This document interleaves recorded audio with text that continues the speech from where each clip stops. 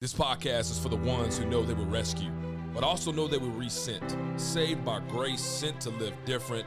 We're not rebelling against God, we're rebelling against everything that keeps us from Him. We'll talk faith, identity, purpose, leadership, and what it really looks like to follow Jesus in a loud world. Welcome to the Daily Rebel. Welcome back, Daily Rebel, episode 3. We're diving deep into the book of James, and so we are in the first 4 verses for the week. So lock in, put on your seatbelt, and let's get it. James chapter 1, we're in verses 2 through 4. Let's read it. Consider it great joy, my brothers and sisters, whenever you experience trials of various kinds, because you know that the testing of your faith produces endurance. God tests us. He tests our faith. He trains our faith, and He transforms us. Verse 4, and let endurance have its full effect so that you may be mature, complete, and lacking nothing. Let's go back to that verse 2.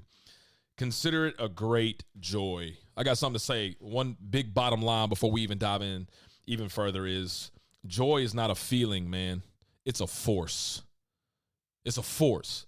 He says, count it all joy. And sometimes when I read this from guys like him and Paul, I'm like, are y'all a little tone deaf? Like, do you understand what it really means to suffer? And when you read the lives of James and Paul, they know how to suffer more than most of us, especially as Western Americans, man. We don't face persecution. We might face pressure, but not persecution. But he's telling people who are being persecuted to consider it joy. And so what does James mean by that word joy? Well, I'll say James does not say feel joy. Again, it's not a feeling, it's a force. He says count it joy. That's accounting language. That joy here isn't emotional, man. It's intentional. The Greek word James uses is this word. It's either chara or chara, and it doesn't mean happiness. It means optimism. It doesn't mean optimism. It doesn't mean pretending everything's fine. So it's not happiness. If it's not optimism, it's not pretending everything's fine, because I like to say, man, joy is not showing teeth all the time. It means a deep, settled gladness that is rooted in God's presence and promises, not our circumstances. In other words, joy is not something that happens to you. It's something you choose through something. I'm going to say it again. Joy is not something that happens to you. It's something to choose through something. That something is the trial you're going through. So James is saying you don't deny the pain. You decide the perspective. You don't deny it. You decide the perspective. You don't have to say the thing that's happening to you is good, but what God's going to use it for is. So joy is how a redeemed rebel defies circumstances without denying reality. Let me give y'all 3 points. Number 1. Joy is a decision, not a disposition. Joy is a decision, not a disposition. He says, count it all joy. That means joy starts in the mind, not your mood. You don't wait to feel joyful. You choose to frame the moment faithfully. You see, joy says, this hurts, but man, God is still good. Happiness depends on what's happening. Joy depends on who's ruling. Holy cow, I just got goosebumps saying that. Happiness depends on what's happening. Joy depends on who's ruling. Is Jesus ruling in your life?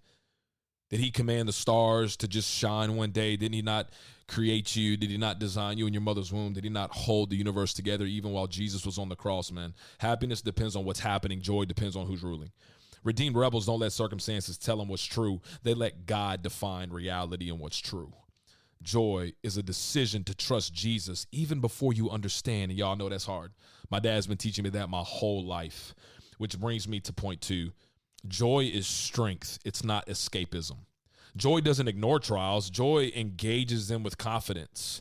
You know, Nehemiah, man, one of the great patriarchs in the Old Testament who, man, just went back to Jerusalem to rebuild the walls that were destroyed. He says, the joy of the Lord is your strength. That's Nehemiah chapter 8, verse 10. He says, the joy of the Lord is your strength. Joy is not this distraction from pain. It's fuel to endure it.